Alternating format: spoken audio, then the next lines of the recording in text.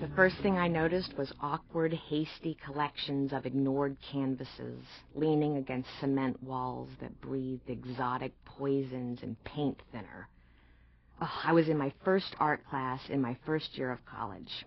My previous school's art funding had been cut, so a lifetime of creative energy had piled itself up into a desperate, suffocating anticipation for this moment.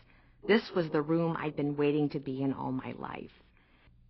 As the fumes found my lungs and I slipped on a blob of wet, hot pink paint, I knew it was perfect. The professor showed up, late, in shorts and worn-out flip-flops, and I could have kissed him when he told us we could jump right in. He said to draw a series of 1-inch squares with a ruler and pencil. After that, we got to get out our new paints and start mixing colors on shining white plastic palettes. First, he said, mix up a green, a real green. Keep it up until you see the greenest green you can gather together and paint that into the first square. Oh, yes! Next, he said, take your green and vary its value a little bit and fill the next square.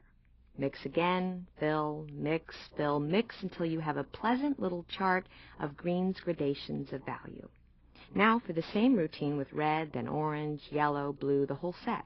Then when that's finished, make similar charts for the variance of hue, and then another one for the different tones.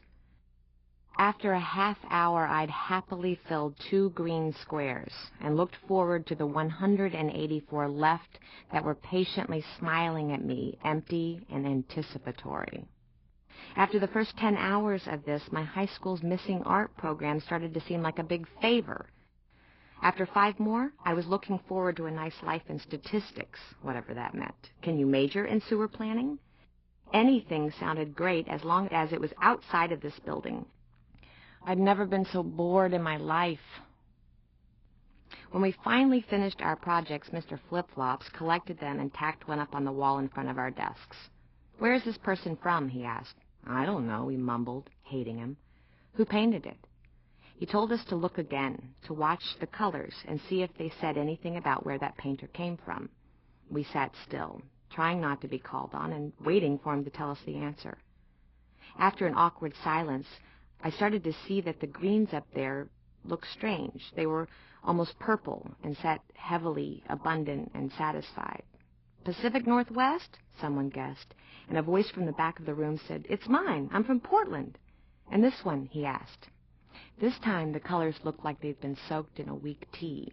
They were mild, stooped, and silent.